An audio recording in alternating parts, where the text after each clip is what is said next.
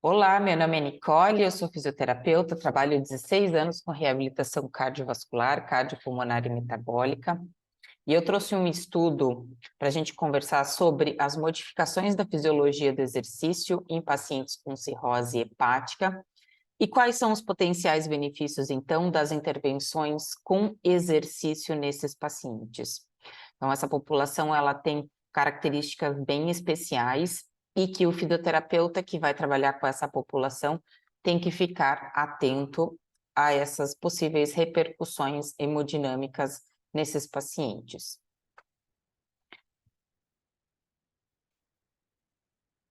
Então, fazendo uma breve introdução, né, a gente sabe que a doença hepática, a cirrose hepática, ela traz quadros de sarcopenia e desnutrição severa nesses pacientes, principalmente enquanto eles estão na espera de transplante hepático, né? Então, na fila de transplante hepático.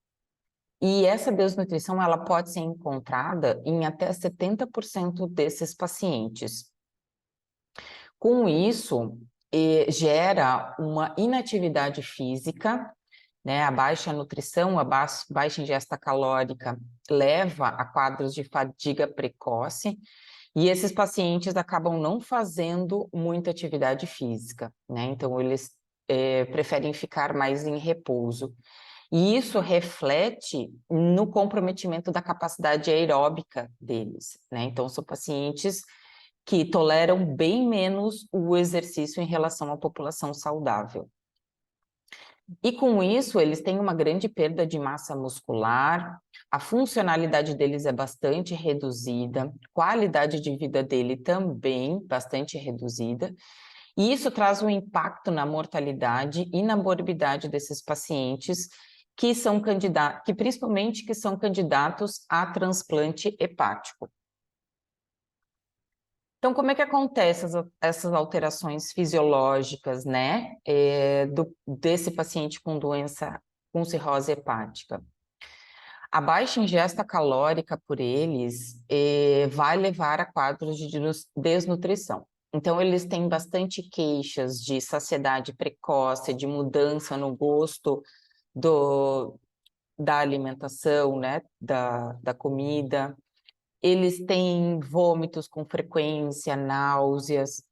Às vezes, a ascite leva também a essa sensação de saciedade precoce.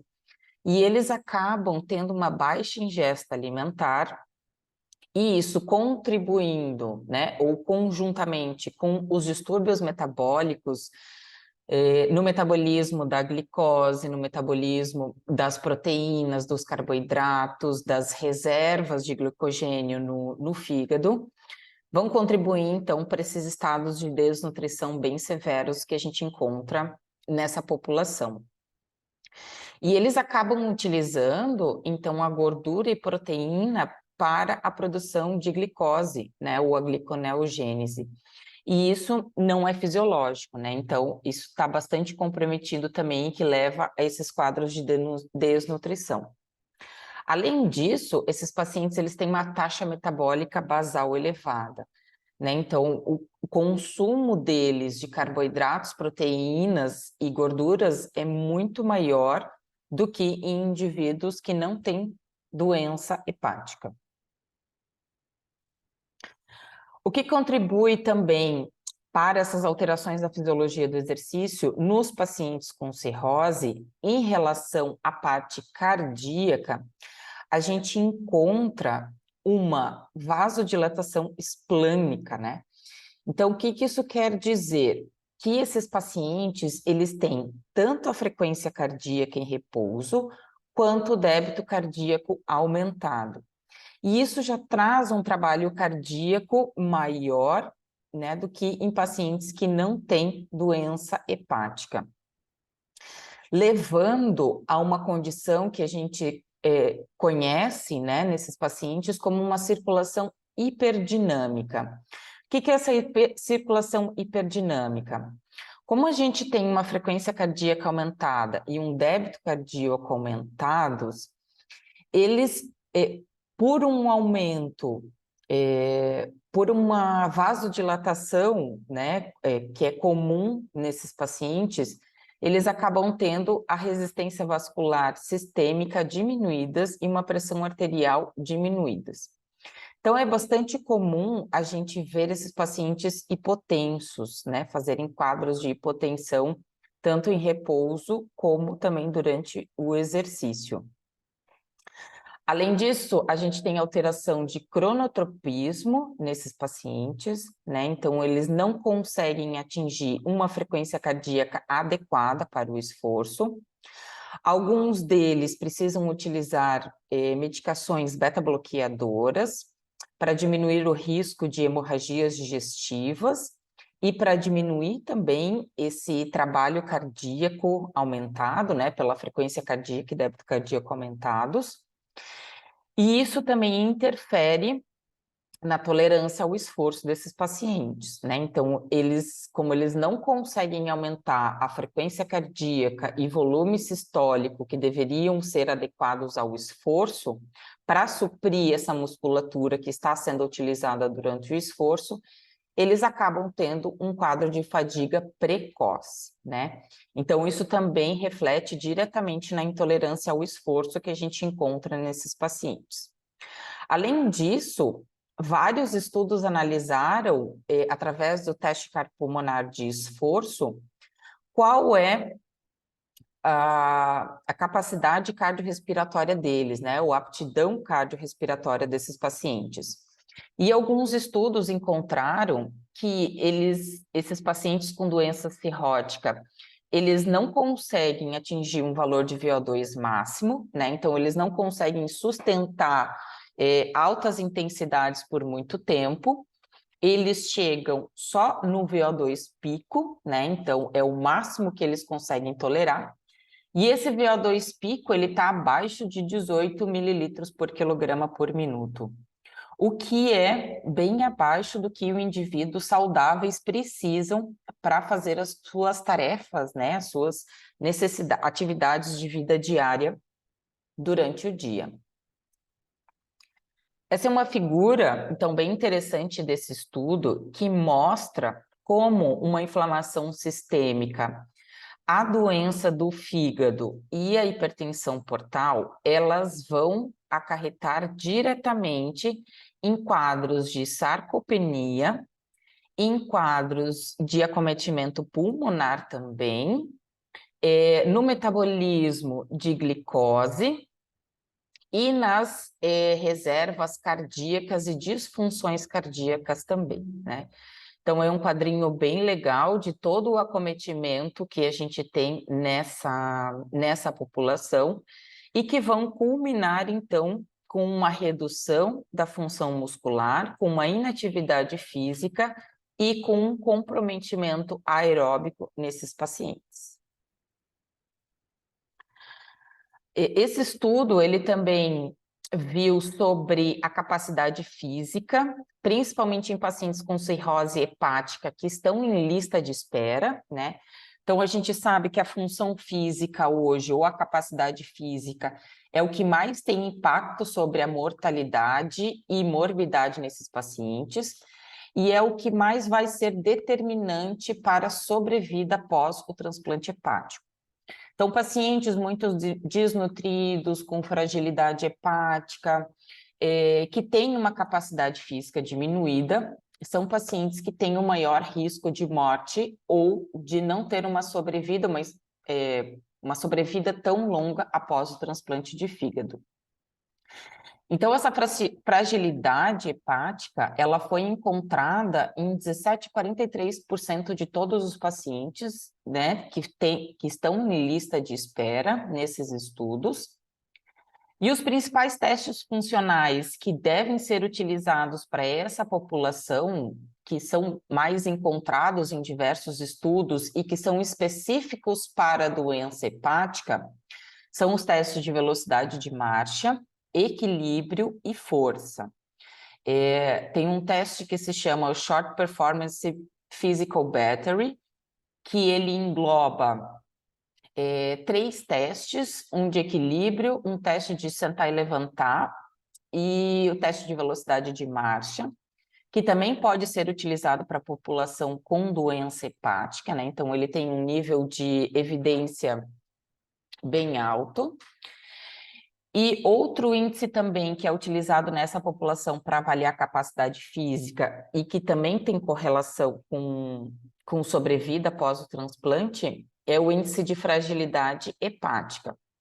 É um teste que utiliza 3 avaliações de força de pressão palmar, né, o hand grip, teste de levantar e sentar de 5 repetições e o teste de equilíbrio, em que o paciente fica por 10 segundos na posição com os 2 pés, um do lado do outro, 10 segundos com um pé ligeiramente à frente do outro e 10 segundos com um pé na frente do outro. Então, esse é um teste que recebe uma pontuação e para cada um desses 3 que ele fizer, ele recebe uma pontuação total que vai determinar, então, o nível de fragilidade hepática. E existem vários estudos que avaliam a força de pressão palmar e o teste de caminhada de 6 minutos nessa população. Já está bem documentado na literatura que no teste de caminhada de 6 minutos, abaixo de 250 metros, ele é relacionado com alta mortalidade pós-transplante hepático. Então, a gente já tem uma linha de corte para essa população. A força de preensão palmar ainda não tem uma linha de corte, mas os estudos eles mostram que eles são bem diminuídos em relação a controles saudáveis. E o que esse estudo, então, traz sobre intervenção com exercícios, né? Não é muito relatado na literatura exercícios ou protocolos de exercícios que sejam totalmente avaliados, né, e que foram muito testados na população com cirrose hepática. A gente tem na doença cardíaca, a gente tem na doença pulmonar, mas na doença hepática ainda carece bastante de estudos sobre qual o melhor tipo de exercício para essa população, em qual intensidade, com qual frequência, né? Então, que a gente tem uma prescrição de exercício adequada para essa população. Mas o que essa revisão trouxe para nós até agora, né? Então, que a maioria dos estudos trazem que para que a gente tenha benefícios tanto com exercício aeróbio quanto com resistido, a gente deve fazer intervenções de no mínimo 6 a 8 semanas, 3 vezes por semana, né? Então, de 2 a 3 vezes por semana é o recomendado. Esses estudos, com esses resultados que eu vou trazer, todos eles avaliaram por meio de cicloergometria, né? Então, foi o meio do exercício aeróbio mais utilizado para esses pacientes. E eles demonstraram uma melhora do VO2 pico, né? Então, do máximo que esse paciente consegue captar de oxigênio para ser utilizado durante o esforço, de 1,7 a 5,3 mililitros por quilograma. Então, eles melhoraram a capacidade cardiorrespiratória deles, a aptidão, né, cardiorrespiratória.